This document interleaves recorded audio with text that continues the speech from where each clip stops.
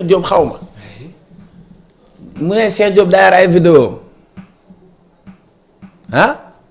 ñu dem kooku ñu laaj ko lu tax mu ne waa day bañ comme Pape Cheikh moom dafa infidèle day dem si keneen moyen de pression boobu la amoon ci moom en plus daf ko wàll sida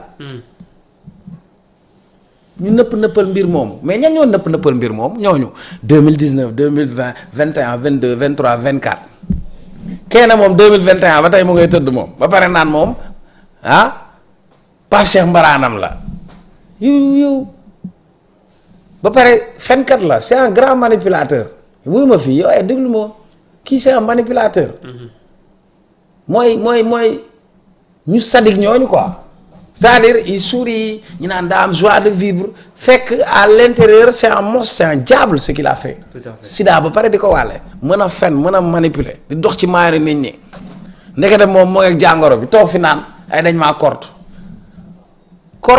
mais dañ ko korte kenn korte ko li yàlla mu doon wax c'est des symptômes de la maladie ay sama yaram gémmiñ bu jógee fii ñëw waaye yow sama yaram bi daa amoon ay cox lu mel ni cox boo demee sa ginnaaw nga joxe ko ñu coxee ko di nga am ay cox lu raw cox di nga ko am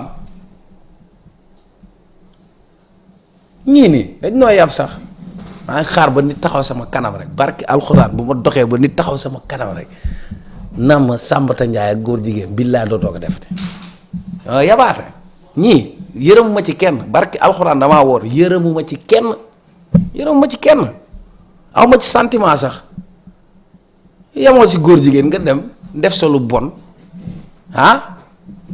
feebar di wër di ko wàll di ko def mel ni distributeur automatique de musiba comme ça pare soofantal suñu diine yàpp nit ñi yàlla léegi jooni la de del def rek voilà del nëbbo di def li ngay def rek bu la yàlla di weer nga xam lépp dëgg la. d'accord jërëjëf fàttaliwaat internautes yi nga xam ne ñoo ñuy bàyyi xel information bi ñu dab sànq maa ngi koy wax sànq ñeel Niang Kharagne Lo l'influenceur se trouve plutôt dans les locaux de la brigade de recherche de Faidherbe relevant de la compagnie de gendarmerie de Dakar. Selon les informations exclusives de Seneweb, le sniper a été interpellé à l'aéroport international Blaise Diagne de Diass alors qu'il revenait d'un voyage à l'étranger.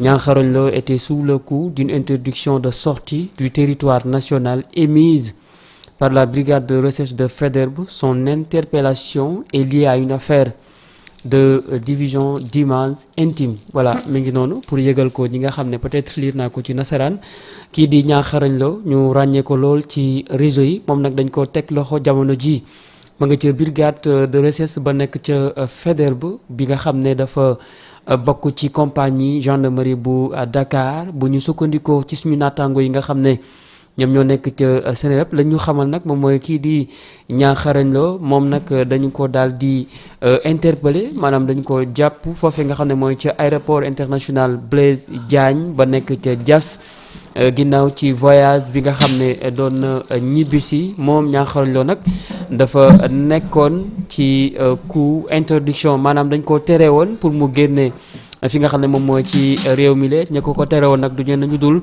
brigade de recherche bu Faidherbe oui li waral nag ñu daal di koy teg loxo moom mooy dafa daal di génn ay image yoo xam ne ni ay image intime la pour yéen ñi nga xam ne peut-être yéen a ma gën a dégg wolof image yoo xam ne waroo koo génne mu daal di koy génne waral moom Niang Kharagne Lo ñu daal di koy teg loxo loolu daal moom mooy xibaar bi nga xam ne jamono chaque jour qu'on se réveille on sort avec un nouveau dossier. c'est-à-dire xam nga ñun suñu dëkk on peut aduler des gens. oui ñun suñu dëkk dañoo gaaw a filmer nit wane ko. non déedéet dañoo gaaw a jël nit sax aj ko ci kaw.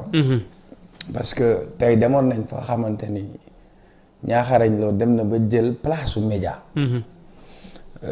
tu te rappelles am na fi sax ku ko fi yóbbu woon parlement CEDEAO tey lan mooy influenceur. koy influence ak lu ñuy influencer. donc de plus en plus derrière l'appareil de téléphone qu'est-ce qu'on a derrière. ban nit moo nekk ci ginnaaw yan image c'est une responsabilité et maintenant quand tu parles d'image intime qu'est-ce que ça signifie mooy ay cëru nit wala ay awra yooyu moo fi nekk. dëgg nag comme téye nañ ko dañuy accepter présomption d'innocence mais ci li nga wax dafa am ku kalaame woon ci yoon. tout à fait nii dafa am ay images yoo xam ne daf ko diffuser moom mi sax mos na diffuser kiyam bi. dëgg la parce que parfois nga yor sa téléphone lu ne nga bëgg koo wane lu ne nga bëgg koo filmer bu yàggee di nga wane musiba. donc loolu ça appelle une autre invitation au Sénégalais parce que ce n'est pas la première fois grand demal cybercriminalité. li ëpp li la fay romb di plaindre ay jigéen lay doon.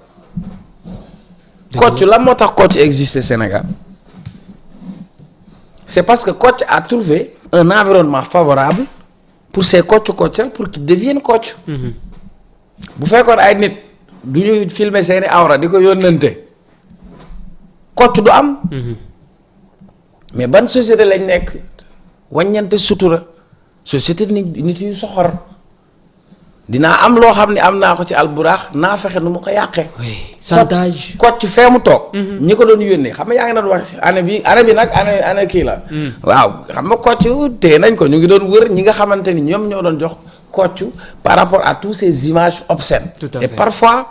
et pire encore parfois sax nga gis ku jël photo jaamur. nga bind ci numéro ne kii jigéen buy jaay boppam la fekk ça n'a rien à voir avec son image donc nous on a un réel problème par rapport aux données par rapport aux images tey moo tax ñu war a gën a tàggat nit ñi sur les outils du numérique xam nga aujourd'hui nous sommes à l'ère par exemple de l'intelligence artificielle. barki démb gis nga ñu ne Viviane dafa porter plainte ci affaire bi parce que am na ko defar benn vidéo féetale ko ay kàddu yoo xam ne du kàddoom. tout à fait maa ngi lay wax Ousmane Sonko coowam bi ak Adji Sarr bu fekkoon jamono boobu intelligence artificielle développé woon ne nii. kon musiba am parce que même ci jamono boobu ñu ngi doon def ay photoshop ay photomontage et cetera. donc tey quel comportement devons-nous avoir sur le numérique et ensuite influenceur tu influences qui. et comment c'est quel influence man benn influenceur laa xam. muy Albadri. barke alxuraan Albadri. Albadri mooy le seul et unique influence parce que pour man il a une influence positive. tout à fait il a une influence sur nos valeurs morales sur nos valeurs religieuses son influence permet de montrer que au Sénégal war nañu am yaakaar ni réewu diine la dëkku alxuraan asalaamaaleykum wa rahmatulah. waaleykum salaam wa rahmatulah jërëjëf Cheikh Omar Talla moom nag la ñu àndaloon tey jilee ci jotaay bi round-up de l'actualité gërëm ko bu baax itam ci ànd bi. di baalu àq nag di baalu àq. oui di baalu àq. léeg-léeg ma waxee dënd nag fàttaliwaat affaire fi mu toll. information bile kii di ñaa xarañ loo ma nga ca les locaux de la brigade. De recherche de Faidherbe relevant de la compagnie de gendarmerie de Dakar. Selon les informations exclusives de Seneweb, Snapper a été interpellé à l'aéroport international Blaise Diagne de Diass alors qu'il revenait d'un voyage à l'étranger. Niakharañ Lo était sous le coup d'une interdiction de sortie du territoire national émise par la brigade de recherche de Faidherbe. Son interpellation est liée à une affaire de division d'images intimes. Alors information baa ngi noonu lu ci mën di tuppee itam incha allahu rabbi dinañ leen ko daal di baaxee gërëm bu baax itam Cheikhouna Sall borom jàllabi yu rafet yi nga xam ne moom la ñuy indil tout le temps ci jotaay bi le moom nag mu nga foofee nga xam ne mooy ca avenue Faidherbe X35 Sandaga.